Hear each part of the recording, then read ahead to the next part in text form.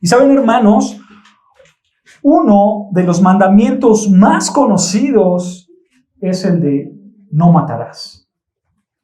Sin embargo, pocas personas conocen lo que Dios quiso decirle a su pueblo Israel cuando les dijo en Éxodo 20, versículo 13, no matarás. Algunas personas dicen que no matarás quiere decir que no debes implementar la pena de muerte dentro de un gobierno, dentro de un estado. Sin embargo, dentro del 10º mandamiento, hermanos, en el de no codiciar, Dios establece la pena de muerte para toda persona que viole los primeros 9 mandamientos. Y no solo eso, sino que en Romanos 13, versículo 4, las Escrituras le dan la autoridad al gobierno civil para ejercer la pena de muerte. Otra interpretación común de no matarás es que no matarás a alguien en una guerra. Eso es lo que quiere decir no matarás, que no matarás a alguien en una guerra. No puedes matar a nadie, por lo tanto, tú tienes que ser pacificador. Pero otra vez, hermanos, Romanos 13, acompáñenme de hecho a Romanos 13, versículo 4, para que vean lo que dice. Aquí en Romanos 13, versículo 4, se manda al gobierno a castigar a los malhechores. Vean lo que dice Romanos 13, versículo 4. Dice así la palabra de Dios, Romanos 13, versículo 4. Porque es servidor de Dios para bien. Pero si hace lo malo, teme. Escucha, porque no en vano lleva la espada, pues es servidor de Dios, vengador para castigar al que hace lo malo. Aquí, hermanos, obviamente Pablo está reflejando a un soldado romano, pero los soldados romanos no llevaban su espada nada más para presumirla, no. La espada era un instrumento de muerte. Ellos podían aplicar la pena de muerte y castigar al malo si era necesario con la muerte. Y obviamente, hermanos, esto también aplica en el caso de las guerras.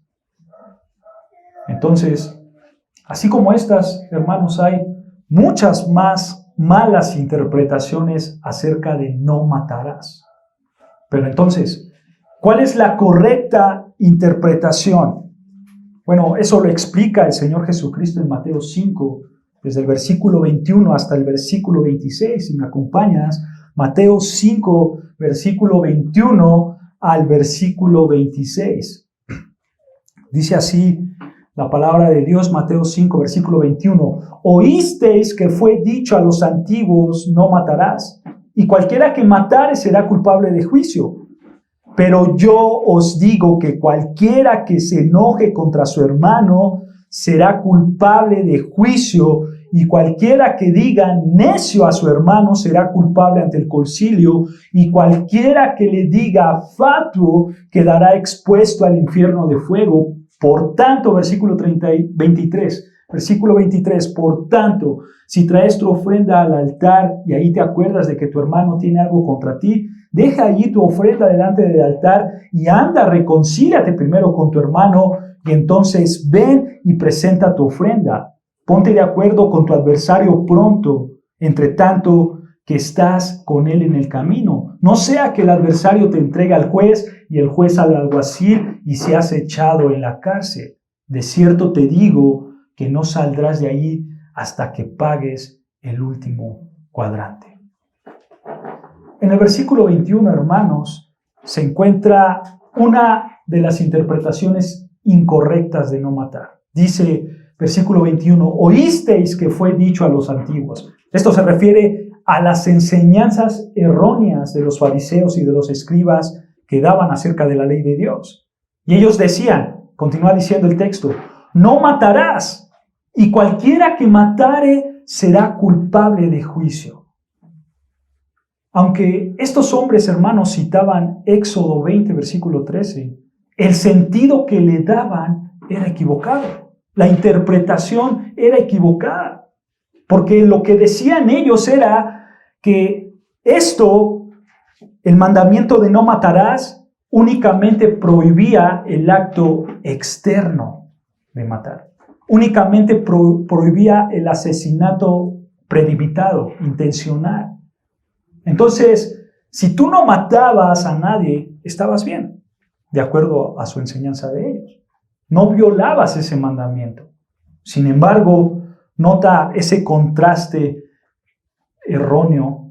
Aquí viene el contraste que el Señor Jesucristo da y da la verdadera interpretación. Versículo 22 dice el Señor Jesucristo, pero yo os digo. Estas palabras de yo os digo muestra la autoridad del Señor. Aquí Él va a explicar lo que Dios quiso decir cuando le dio el decálogo a Moisés. Esto no es una nueva interpretación. Recuerden, Él no vino a invalidar. Él no vino a anular la ley del Antiguo Testamento de acuerdo al versículo 17. ¿Ok? Él vino a cumplirla. Entonces, ahora el Señor Jesucristo va a explicar lo que Dios quiere decir cuando dio la ley de Moisés, a la ley de Israel. Dice, pero yo os digo que cualquiera que se enoje contra su hermano será culpable de juicio. Y cualquiera que diga necio a su hermano será culpable ante el concilio, y cualquiera que le diga fatuo quedará expuesto al infierno de fuego. En otras palabras, hermanos, es igual de culpable el que mata intencionalmente que el que odia. Es igual de culpable. El Señor está diciendo, no es un asesino únicamente el que priva de su vida a alguien de manera pecaminosa, sino también lo es aquella persona que odia a otra persona. Hermanos, este mandamiento no solo se enfoca en el acto externo, sino también y primordialmente en el acto interno, en el odio en este caso. Entonces, si tú odias a alguien, si tú te enojas pecaminosamente con alguien, eres igual de culpable que el homicida que está en la cárcel. Este mandamiento prohíbe la actitud de odio que incita a un asesino, como el acto mismo, por supuesto. ¿Se dan cuenta? Esa es la verdadera interpretación que Dios había dado en la ley. Y por supuesto, hermanos, esto exhibe nuestro pecado. La pregunta es, ¿quién no ha odiado a alguien? ¿O quién no se ha enojado con alguien de manera pecaminosa? Todos. De hecho, hermanos, ese es el propósito del Sermón del Monte, mostrar nuestro pecado. ¿Para qué? Para llevarnos a la conciencia de que necesitamos un Salvador. Necesitamos un Salvador.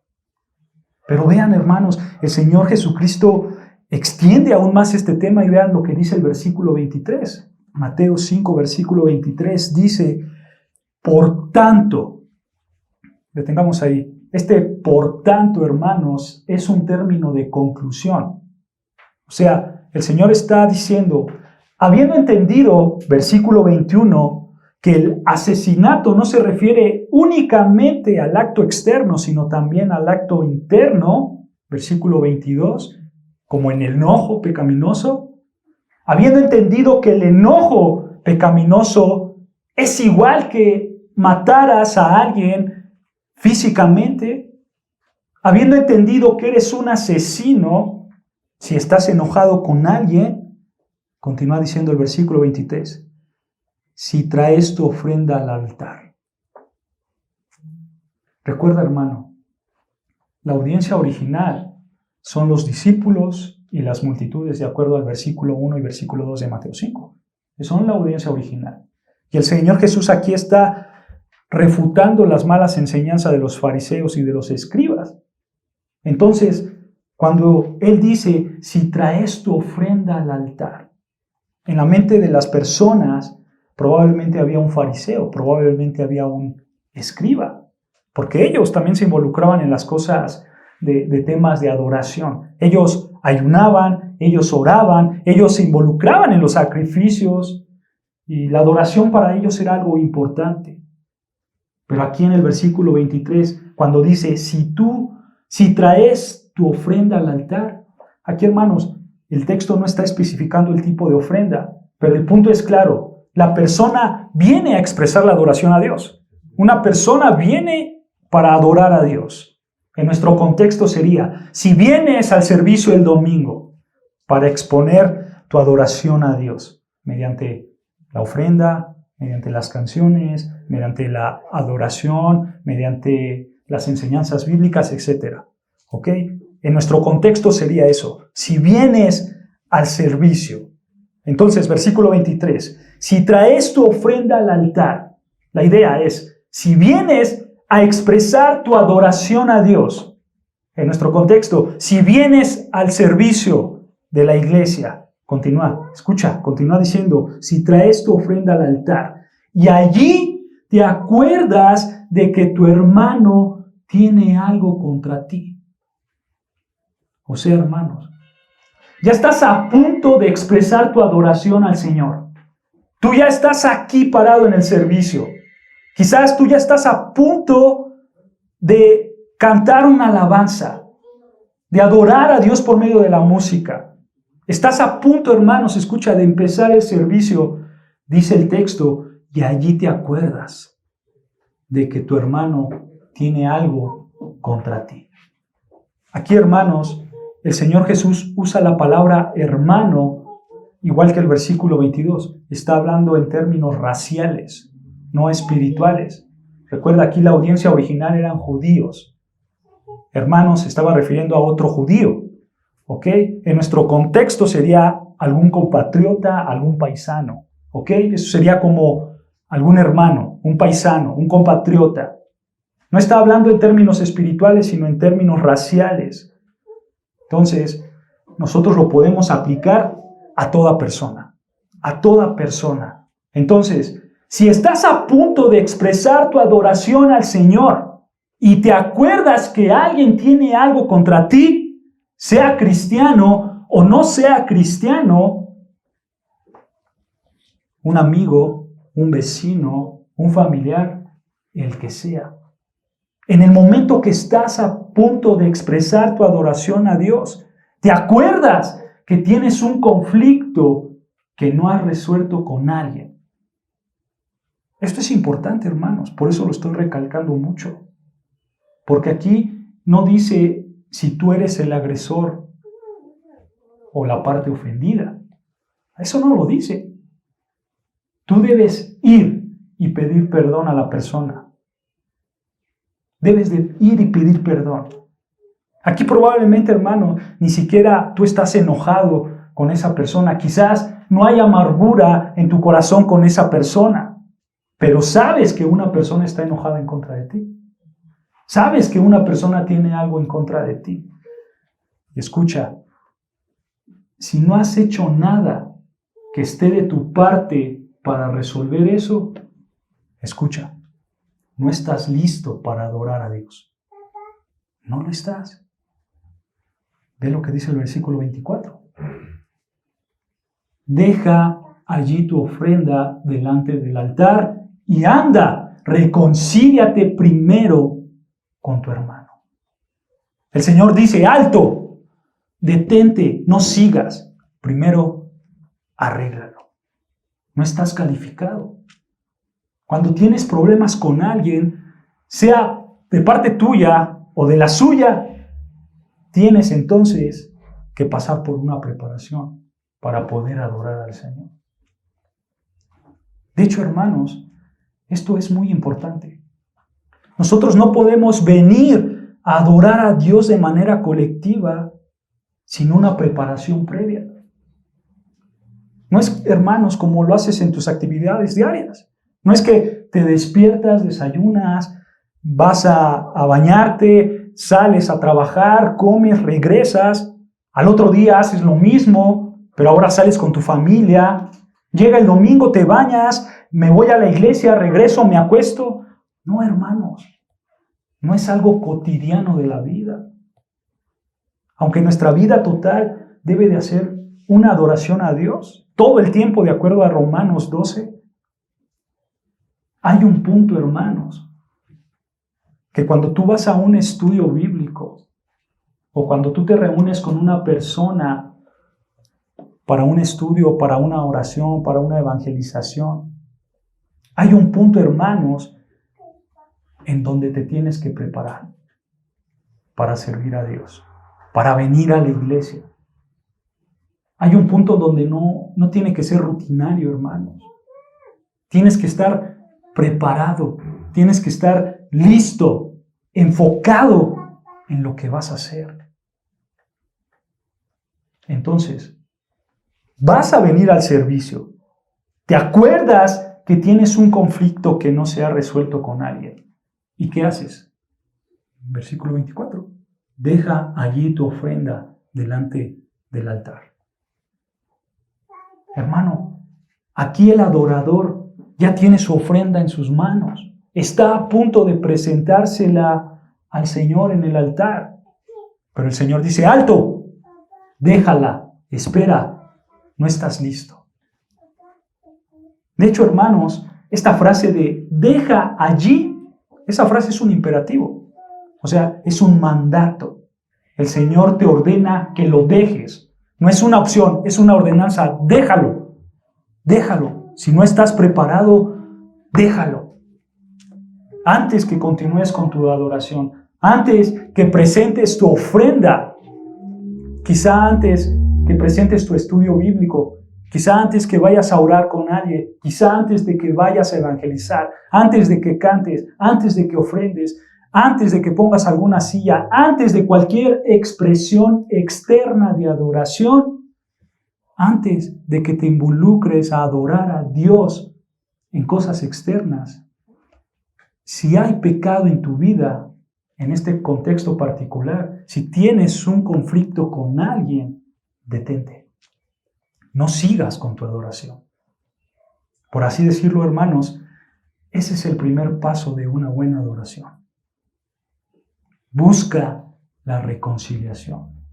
Si tienes un conflicto con alguien y no has hecho nada de tu parte para arreglar las cosas, hermano, de verdad, tampoco se vale decir, es que ore y ore todas las noches para que Dios me pusiera a esa persona en mi camino, pero nunca se apareció. Hermano, eso no se vale. No puedes hacer eso. Obviamente es útil la oración. Es necesaria la oración, sí. Y Dios en su poder y en su voluntad puede hacer eso. Pero el punto es ese. El punto es que tú debes de tomar la iniciativa. Tú lo debes de hacer. De hecho, continúa diciendo el versículo 24, dice, deja allí tu ofrenda delante del altar. ¿Y qué? Y anda, reconcíliate. ¿Se dan cuenta? Tú buscas resolver eso. Anda, reconcíliate. Entonces, tienes un conflicto que no se ha resuelto con una persona. Tienes que detenerte antes de adorar a Dios. Y después, primero te detienes y después vas. Anda, reconcíliate primero con tu hermano. De hecho, hermanos, aquí en el texto hay dos imperativos, hay dos mandatos. El primero es anda, es un mandato, anda, ve. Y el segundo mandato es reconcíliate. Son dos mandatos del Señor que está diciendo aquí. Si tú tienes problemas con alguien, anda, ve, reconcíliate. No es una opción, es un mandato del Señor. Pero ¿se dan cuenta? Tú debes de tomar la iniciativa. Tú debes de hacer lo que está de tu parte para buscar la reconciliación con esa persona con la que tienes un conflicto. Otra vez, hermanos, independientemente sea tu culpa o no sea tu culpa, tú debes de buscar la reconciliación. El texto nunca dice si tú fuiste el agredido o si tú eres el agresor. No lo dice. El punto es, tú como cristiano debes de tomar la iniciativa. Entonces, independientemente de quién tuvo la culpa, si no has hecho lo que está de tu parte, tienes que hacerlo. Tienes que hacerlo. Una vez, hermano, ¿Qué has hecho lo que está de tu parte para resolver el conflicto con alguien? Del versículo 24, dice al final, vean lo que dice al final del versículo 24, y entonces ven y presenta tu ofrenda. En términos prácticos, hermanos, si tú estás aquí en la iglesia y te acuerdas que tienes un conflicto por resolver con alguien, pero estás en otra alcaldía o estás en otro estado, o quizás esa persona, como hacemos los servicios temprano, quizás esa persona está durmiendo. Bueno, en ese caso, hermanos, obviamente no vas a ir de imprudente y te sales de la iglesia y le marcas y lo despiertas. No, obviamente no, porque probablemente eso no te ayude a resolver el conflicto que tienes. Es algo obvio, ¿no? Pero el punto es, hermanos, en la medida de lo posible, tienes que hacer lo que esté de tu parte. Si puedes hacerlo en el momento, hazlo. Si esa persona está allí y es apropiado, es prudente resolver las cosas, lo haces. Lo haces. Y es que me tengo que ir a Querétaro porque ahí está la persona y es a las 10 de la mañana mi servicio, pero no importa, yo voy a ir a pedir perdón y me voy a perder el servicio de la iglesia. No, hermanos, no. En términos de aplicación, escucha, hermanos, tienes que tener sabiduría. Tienes que tener sabiduría. Pero el punto aquí, hermanos, es que tú debes de hacer lo que está de tu parte para resolver ese conflicto. De lo contrario, no estás calificado para presentar tus expresiones de adoración a Dios. ¿Se dan cuenta? Entonces, resuelves tu conflicto y al final del versículo 24, ven y presenta tu ofrenda. La palabra presenta, hermanos, también es un imperativo, también es un mandato. Se podría traducir como preséntala hoy mismo. Ya estás listo. Si tú resuelves tu conflicto, preséntala. Ya estás listo. ¿Se dan cuenta, hermanos, que esto no es algo casual? ¿Se dan cuenta que esto no es algo rutinario? Bueno, ahí cuando lo vea. Ahorita voy a la iglesia como todos los domingos. No es algo casual, hermanos. Esto demanda una preparación. Y la preparación que Dios demanda, escucha, es una vida santa. Es una vida santa. Antes de que te involucres con las expresiones externas de adoración a Dios, debes de tener una vida santa. Tu ofrenda, tus cantos, tu predicación, tu servicio al hermano, escucha, es inaceptable para Dios si no has resuelto tus problemas con alguien. De hecho, es algo que a Él le molesta mucho. Hermano, no molestes a Dios. No hagas lo que Dios abomina. Vean lo que dice 1 Samuel, capítulo 15, versículo 22. 1 Samuel, capítulo 15, versículo 22.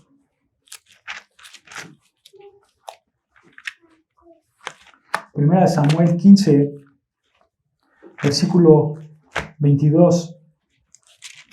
Escucha lo que dice el texto bíblico. Y Samuel dijo, escucha, ¿se complace Jehová tanto en los holocaustos y víctimas como en que se obedezca a las palabras de Jehová? Es una pregunta, hermanos. ¿Se complace Jehová en los holocaustos como en obedecer las palabras de Dios? La respuesta a esta pregunta, hermanos, es que Él se complace más en que obedezca su palabra que en los rituales externos de adoración.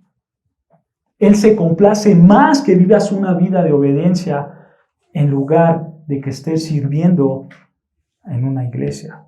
de manera pecaminosa. Obviamente, hermanos, esto no está minimizando el servicio de la iglesia, porque es importante manifestar externamente la adoración a Dios. Pero escucha, es más importante una vida de obediencia, porque a partir de ahí debe de fluir esa expresión de adoración a Dios. Pero vean, continúa diciendo el texto. Ciertamente el obedecer es mejor que los sacrificios y el prestar atención que la grosura de los carneros. ¿Se dan cuenta? Es mejor obedecer la palabra de Dios. Salmo 66, versículo 15. Salmo 66, versículo 15.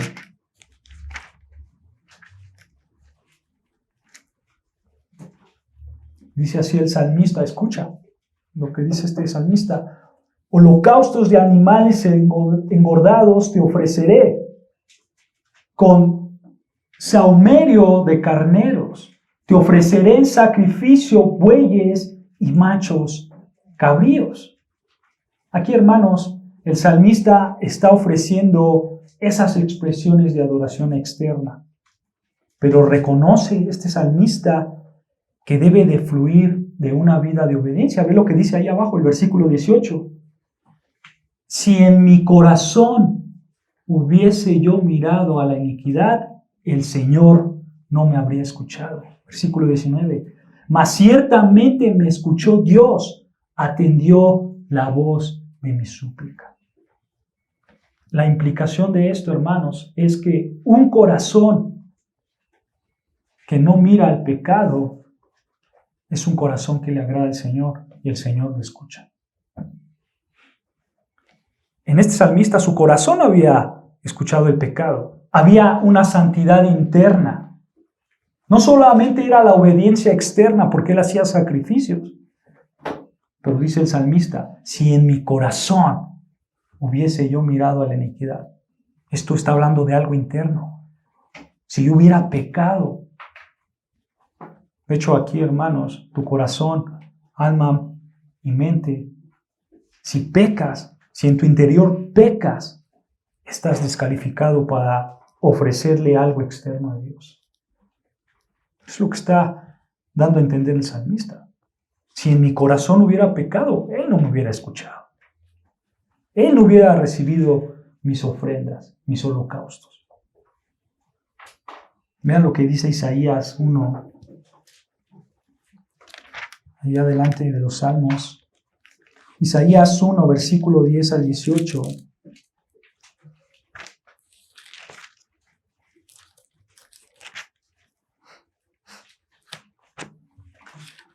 Isaías, capítulo 1, versículo 10. Vamos a leer del versículo 10 hasta el versículo 18, porque esto es importante, hermanos, para poder entender de lo que estamos hablando. Vean lo que dice Isaías 1, versículo 10. Dice así el Señor: príncipes de Sodoma, oíd la palabra de Jehová, escuchad la ley de nuestro Dios, pueblo de Gomorra. Para entender estas palabras, hermanos, Dios está comparando a Israel con estas ciudades, con Sodoma y Gomorra, ciudades que se caracterizaban por ser impías. Había mucha homosexualidad, había mucho pecado dentro de estas ciudades. Pero Dios le habla a su pueblo escogido como si ellos fueran Sodoma y Gomorra. O sea, hermanos, el pecado de Israel era tan grande que Dios los compara con Sodoma y Gomorra. Por eso les dice, príncipes de Sodoma, oíd la palabra de Jehová, escuchad la ley de nuestro Dios, pueblo de Gomorra. Los está comparando. Pero vean por qué los compara. Versículo 11. Dice esta pregunta: ¿para qué me sirve, dice Jehová, la multitud de vuestros sacrificios? Nota, hermano, que estas personas los está comparando con Sodoma y Gomorra, pero al mismo tiempo ellos están ofreciendo multitud de sacrificios. Y el Señor les dice: ¿para qué me sirve la multitud de vuestros sacrificios. Escucha lo que continúa diciendo. Hastiado estoy. Esto es como si dijera, estoy hasta aquí. Estoy hasta aquí. ¿De qué? De holocaustos, de carneros y de cebo de animales gordos. No quiero sangre de bueyes, ni de ovejas, ni de machos cabríos. Alguien puede decir, ¿acaso no fue Dios mismo el que mandó a ofrecer este tipo de sacrificios? ¿Cómo es que ahora Dios no quiere esos sacrificios? Vean lo que continúa diciendo, versículo 12. ¿Quién demanda esto de vuestras manos? O sea, ¿quién se los pidió? Cuando venís a presentaros delante de mí para hollar mis atrios. Versículo 13. No me traigas más vana ofrenda. El incienso me es ¿qué? Abominación. Luna nueva y día de reposo. El convocar asambleas no lo puedo sufrir. Son iniquidad vuestras fiestas solemnes. Nota el énfasis, hermanos. Dios está cansado. No quiere saber nada de estos ejercicios religiosos. Él dice, ¿quién se los pidió? ¿Quién se los pidió? No lo quiero, no lo tolero, no me interesa. Versículo 14. Vuestras lunas nuevas y vuestras fiestas solemnes las tiene aborrecidas mi alma. Me son gravosas. Cansado estoy de soportarlas. Otra vez, hermanos, Dios está harto, Dios lo odia. Nota cómo lo provocan enojo, versículo 15. Cuando extendáis vuestras manos, yo esconderé de vosotros mis ojos. Esto es, cuando ores, no estaré ahí. Continúa diciendo, asimismo, cuando multipliques la oración, yo no oiré. Nota el problema. Nota por qué era abominación para Dios todas estas expresiones externas de adoración del pueblo de Israel. Vean lo que dice hasta el final del versículo. Llenas están de sangre vuestras manos. Esto es, hay pecado en su vida. Hay pecado en su vida. Entonces, hermanos, la pregunta es, ¿cómo Dios puede aceptar esas expresiones de adoración externas? ¿Cómo Dios lo puede hacer? ¿Cómo son gratas para Dios nuestras expresiones de adoración externas? Vean lo que dice el versículo 16. Lavaos y limpiaos. ¿Se dan cuenta? Prácticamente, hermanos, es lo mismo que Mateo 5. Deja ahí tu ofrenda, limpia tu vida y entonces regresa. Esa es la idea. Lavaos y limpiaos. Continúa diciendo el texto. Quitad la iniquidad de vuestras obras de delante de mis ojos. Dejad de hacer lo malo. Él dice, deja tu pecado. Deja tu pecado, olvídalo. Versículo 17. Y aprended a hacer el bien. O sea, los está llamando al arrepentimiento, hermanos. Aprended a hacer el bien. Buscad el juicio, restituir al agraviado, hacer justicia al huérfano, amparad a la viuda. Versículo 18. Venid luego, dice Jehová. ¿Se dan cuenta, hermanos? Es la misma idea de Mateo 5. Si vas a adorar, te acuerdas que hay pecado en tu vida, arréglalo. ¿Y qué? Después regresas. Después regresas. Versículo 18. Venid luego, dice Jehová, y estemos a cuenta. Si vuestros pecados fueren como la grana, como la nieve serán emblanquecidos. Si fueron rojos como el carmesí, vendrán a ser como blanca lana. Esto es, limpia tu vida. Dios te perdona, vienes en arrepentimiento y fe, y Dios te perdona. Y entonces, así Dios acepta tus expresiones de adoración como algo que a Él le agrada, porque fluyen, hermanos, de una vida en santidad, de un corazón que quiere obedecer al Señor. ¿Se dan cuenta, hermanos? Así es como nosotros vamos a estar delante del Señor para poderlo adorar correctamente. Esto, hermanos, este principio debe de ser muy claro, y es muy claro en todas las Escrituras. Dios quiere una vida de obediencia, una vida que muestre un verdadero amor a Él. ¿Recuerdan el versículo cuando dice el Señor Jesucristo: si me amáis, guardad mis mandamientos? O sea, ¿cómo es posible que vivo en pecado y después me paro delante de todos expresando una adoración externa al Señor y diciéndole: Señor, te amo, cuando vives en pecado? Hermanos, eso es absurdo. Eso es absurdo. Es una hipocresía total de tu parte si lo haces, porque eso no es amor. No es amor. Si realmente lo amas, vas a vivir en obediencia a Él. Y de ese amor genuino va a fluir expresiones genuinas de adoración a Dios. Otra vez, hermano, este principio aplasta nuestra idea de pensar de que yo no soy un pecador, de que yo puedo aferrarme a mi pecado por allá y al mismo tiempo puedo servir al Señor. No es así, hermanos. O quizás yo puedo pecar, pero como yo me involucro en la iglesia, eso compensa mi pecado y ya quedo bien delante de Dios. No es así, hermanos. Así no funciona. No es que tú pecas, tienes problemas con tu esposo, con tu esposa, con tu trabajo, con tus hijos. Pero como sirves a la iglesia, como vas a la iglesia, como cantas bien duro las alabanzas, pues eso ya compensa mi pecado. No pasa nada. Porque el contrapeso es que yo vivo sirviendo al Señor. No, hermanos, no es así. No es que las cosas se equilibran. No es que tú pecas y tu servicio a Dios equilibra las cosas. No es así, hermanos. Así no funciona la palabra de Dios. Dios no pasa por alto el pecado. Si tú haces eso, escucha, para Dios es inaceptable. Dios lo repudia.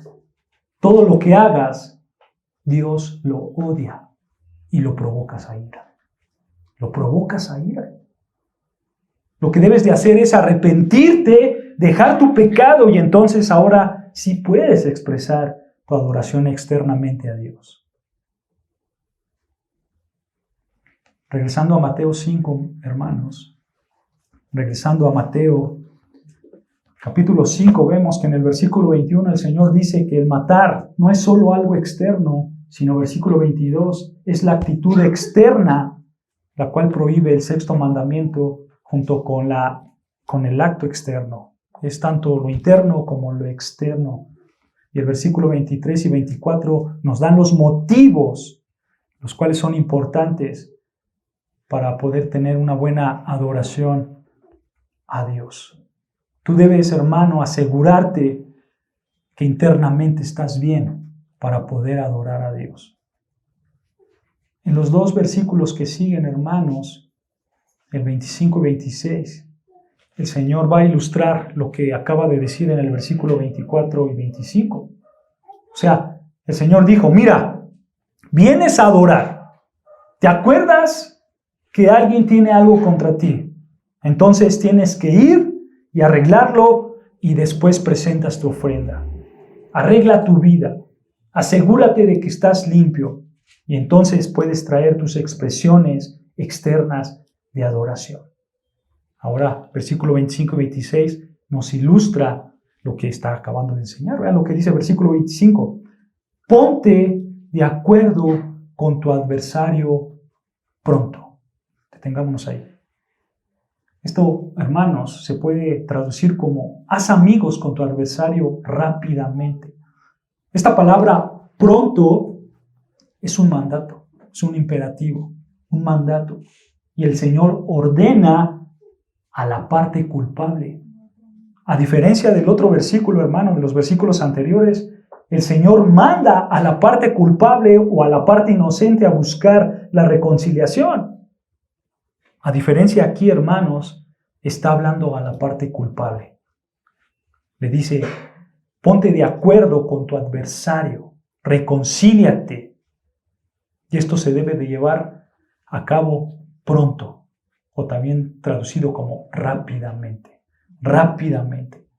La idea, hermanos, es que si tienes un enojo, una amargura con alguien, debes de quitarlo lo más rápido posible y debes de buscar la reconciliación con la persona que has ofendido. Por desgracia, hermanos, a veces vemos el problema y ¿qué decimos? No va a pasar nada. Ay, déjalo ahí después. Cuando me lo vuelva a encontrar le pido perdón. No, hermano. Bíblicamente debes de actuar, ¿qué? Rápido. Debes de tomar la iniciativa. De igual manera, por desgracia, nosotros nos escudamos por otras prácticas bíblicas. Porque sabemos que cuando sabemos que algo está mal, cuando sabemos que debemos de ir y pedir perdón, nos escudamos en otras prácticas bíblicas y decimos, bueno, voy a orar al Señor. Primero voy a orar a ver qué me pone en mi corazón y si Dios me lo muestra ahí en el camino, entonces le voy a pedir perdón. Con esto, hermanos, no quiero que me malinterprete, no quiero decir que está mal orar. Por supuesto que no está mal, porque obviamente no es malo orar. Pero lo que está mal es no hacer nada cuando bíblicamente tienes que hacer algo. Eso es lo que está mal. Por supuesto, oras, pero tienes que actuar. Tienes que actuar. Nosotros tenemos un mal pensamiento y decimos, las heridas sanan con el tiempo, ¿no? Con el tiempo sanan las heridas. ¿Qué crees, hermano? A veces no es así. Tú tienes que tomar la iniciativa para resolver el conflicto. Tenemos que poner algo de nuestra parte. Si tú, hermanos, ahora, si tú ya hiciste de tu parte y la otra persona no quiere reconciliarte, bueno, no puedes hacer nada más, ¿estás de acuerdo? Solo lo que dice las Escrituras. Ama a tu prójimo y ora por ellos. Si él no quiere la reconciliación. Pero cuando no has hecho lo que está de tu parte y piensas que el tiempo va a sanar las heridas, entonces estás pecando. No estás obedeciendo a lo que dice el Señor. Estás pecando. Escucha, no importa que tú le des al Señor como ofrenda más del 50% de sus ingresos. Si tú no has resuelto un pecado, debes de resolverlo si no estás en pecado. Es una abominación para el Señor. No importa si tú le donas a la iglesia sillas, libros. Es más, no importa si tú le das a la iglesia una de tus propiedades para que se reúna. Eso no importa. Si hay un pecado en tu vida y no lo resuelves, es abominación para el Señor lo que estás haciendo. Al Señor no le interesa las cosas materiales si tu corazón sigue pecaminoso. Entonces, versículo 25, hay un problema. La parte culpable debe dejar esa amargura, ese odio y lo que tenga como pecado. Lo debe de dejar y debe de buscar pronto la reconciliación. Continúa diciendo el versículo 25, entre tanto que estás con él en el camino. Otra vez, esto apunta a lo rápido que debes de buscar la reconciliación. Hay una urgencia por reconciliarte con las personas que tienes una fricción. Ahora, para poder entender esta parte de entre tanto que estás en el camino, hermanos, esto era parte de la ley romana. La ley romana decía que el acusador debía traer al acusado delante del juez. Eso es lo que decía la ley romana. Pero podían llegar a un acuerdo cuando iban en el camino para ver al juez. Entonces, si llegaban a un arreglo, pues ahí quedaba el asunto y no pasaba nada. Pero si no llegaban a un acuerdo, el acusador traía al acusado delante del juez y quedaba en manos del juez. Ya no podía haber una reconciliación. Por eso dice el Señor Jesucristo ahí, dice, entre tanto que estás con Él en el camino, continúa diciendo, no sea que el adversario te entregue al juez y el juez al alguacil y seas echado en la cárcel. O sea, una vez que se llegaba ante el juez, se acabó. Ya no había manera de reconciliarte, porque todo quedaba en manos del juez. Entonces, cuando el Señor dice, entre tanto que estás con Él en el camino, está hablando de la urgencia. Esto es algo urgente, requiere atención inmediata. Si tú tienes un conflicto con tu esposo, con tus hijos, con tu esposa, con quien sea, tienes que hacer lo que está de tu parte para resolverlo de manera urgente. De lo contrario, no sea que el adversario te entregue al juez y el juez al alguacil y seas echado en la cárcel. Versículo 26. De cierto te digo que no saldrás de ahí hasta que pagues el último cuadrante. Cuadrante, hermano, se puede traducir como centavo. Era una moneda romana. Y sabes, hermano, esta palabra en el versículo 26 que dice, de cierto te digo que no saldrás de allí. Esa palabra no, en griego, se ve como una doble negación. O sea, se podía traducir, de cierto te digo que de ninguna manera saldrás de allí hasta que pagues el último centavo que debes. O sea, esto apunta a una certeza. El culpable no iba a salir de ahí hasta que pagara el último centavo. Aquí el Señor no ilustra el castigo, pero sí demuestra que hay consecuencias de no buscar la reconciliación. ¿Cuál es la consecuencia? La disciplina de Dios. La disciplina de Dios. O sea, cuando pecas con otra persona, debes de buscar hacer lo que está de tu parte para resolver ese pecado, ese problema, lo más pronto posible, sin retrasos. De lo contrario, hermanos, nuestra relación con esa persona y con Dios estará afectada y nos vamos a exponer a la disciplina de Dios. Ese es el punto de esta ilustración, hermanos, que te puedes exponer a la disciplina de Dios. ¿No quieres reconciliarte? Dios puede ser paciente, te va a dar un tiempo, pero escucha, eso no quiere decir que la paciencia del Señor está garantizada. No está garantizada. El mandato es que en el momento que estás consciente de que tienes un problema con alguien, lo debes de resolver a la brevedad. De lo contrario, te expones al juicio de Dios. No pierdes la salvación, pero como Pablo dice en 1 Corintios 11, algunos están enfermos, otros debilitados y otros duermen. O sea, otros están muertos. En ese caso, hermanos, del perfecto designio de Dios, Él puede quitarte tu vida si no obedeces el mandato de reconciliarte con otras personas. Si tú te rehusas a resolver un asunto que sabes está de tu parte por resolver, si no lo haces, te expones a la disciplina del Señor. Y tu adoración, escucha, es una abominación para Él. El Espíritu Santo, hermanos, va a estar contristado. Tú no vas a poder tener el gozo de servirle al Señor si no resuelves las cosas.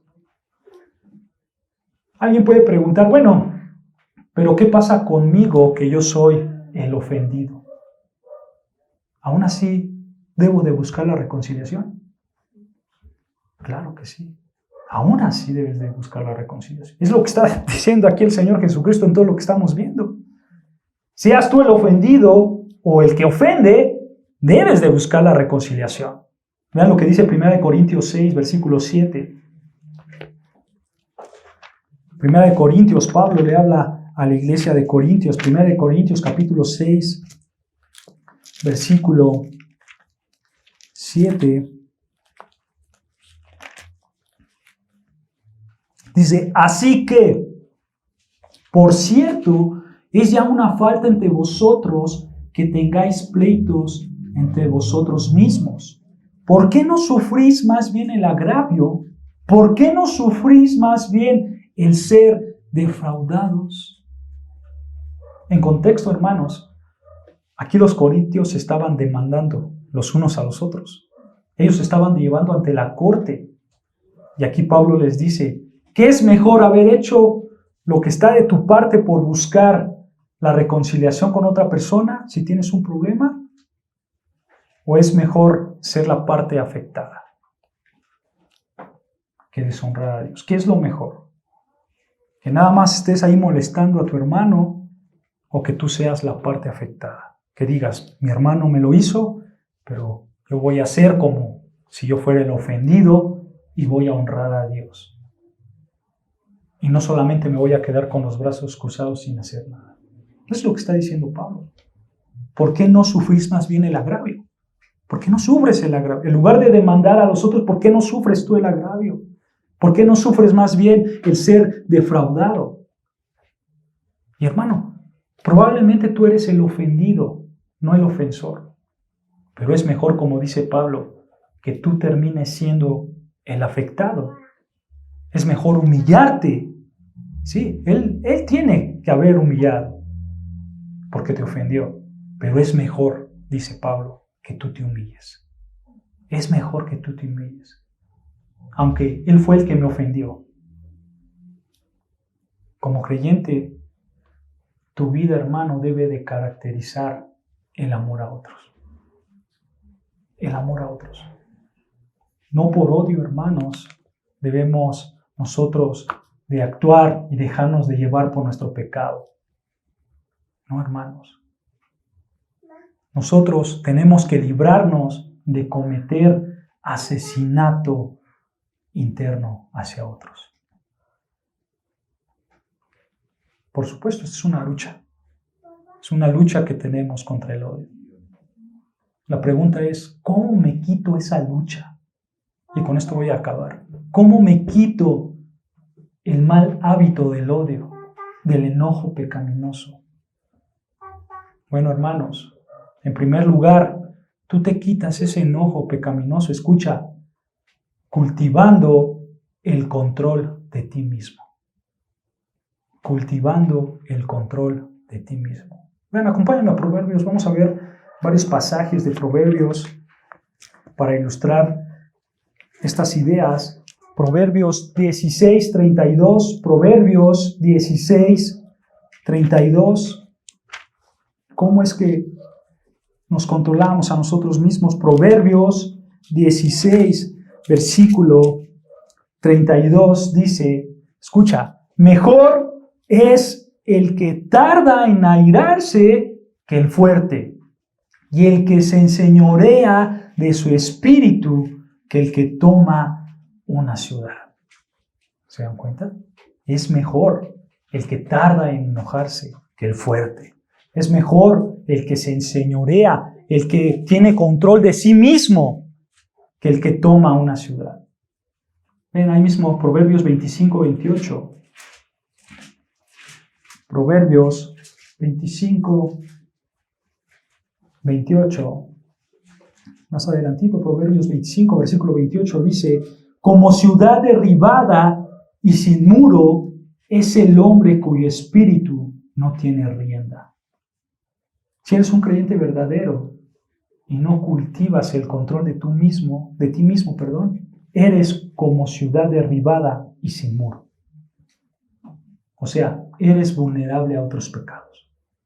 Si tú no cultivas el control de ti mismo, eres vulnerable a otros pecados. Hermano, cultiva el control de ti mismo. También, hermano, escucha, debes de cultivar una actitud que pasa por alto las ofensas. Una actitud que pasa por alto las ofensas. Hermano, no te ofendas por todo. No te ofendas por todo. Debes de ser, como dice ahí Proverbios 19, vean más atrás, Proverbios 19, versículo 11. Proverbios 19, versículo 11. Dice así, Proverbios 19, 11, la cordura del hombre detiene su furor y su honra es pasar por alto la ofensa. Hermano, tú debes de ser una persona honorable. una persona que no se deja ofender por cualquier cosa. Si alguien te levanta la voz, bueno, tú la levantas más fuerte y sacas tus guantes de box, ¿no? No, hermanos, tranquilo, sé una persona honorable, pasa por alto las ofensas.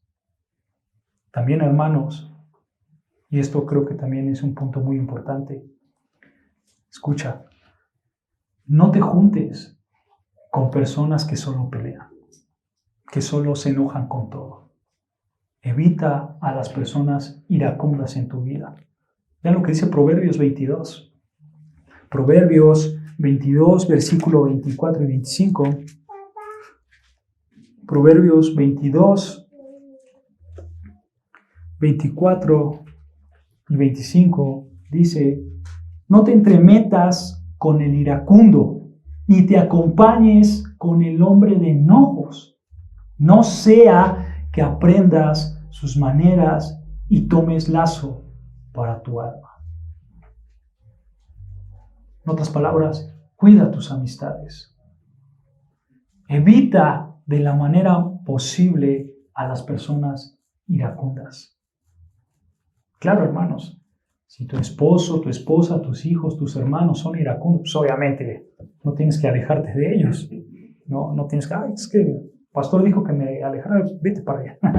No lo hagas, obviamente eso no, pero escucha, tú vas a cultivar la actitud de ser pacificador.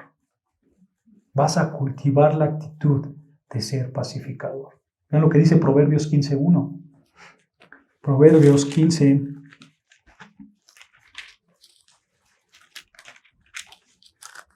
Y esto es importante, yo creo que sobre todo para los casados. Proverbios 15:1 dice, escucha, la blanda respuesta quita ¿qué? La ira, mas las palabras ásperas hace subir el furor. Hermano, no contribuyas al enojo de otros. Y esto te va a ayudar a controlarte a ti mismo y apartarte de las personas iracundas. ¿Se dan cuenta? No contribuyas al enojo de otras personas. Ahora, si el odio caracteriza tu vida, si tú vives enojándote con la gente sin obedecer a Dios, tú no eres cristiano. Tú no eres cristiano. Tú eres un homicida habitual y necesitas arrepentirte de tu pecado y clamar a Dios por misericordia. Dice 1 de Juan, capítulo 3, versículo 15. Primera carta de Juan, capítulo 3, versículo 15, que después tendremos la fortuna de estudiar este versículo con nuestro pastor Sergio. Dice 1 de Juan, capítulo 3, versículo 15, todo aquel que aborrece a su hermano es homicida. Y sabéis que ningún homicida tiene vida eterna permanente en él. Si eres una persona que vive odiando a otros y no te interesa obedecer a Dios en lo más profundo de tu ser, eres una persona culpable de homicidio delante de Dios. Y necesitas arrepentirte y buscar la salvación por medio de Cristo, porque Él es fiel y justo para perdonar nuestros pecados. Oremos, hermanos, al Señor.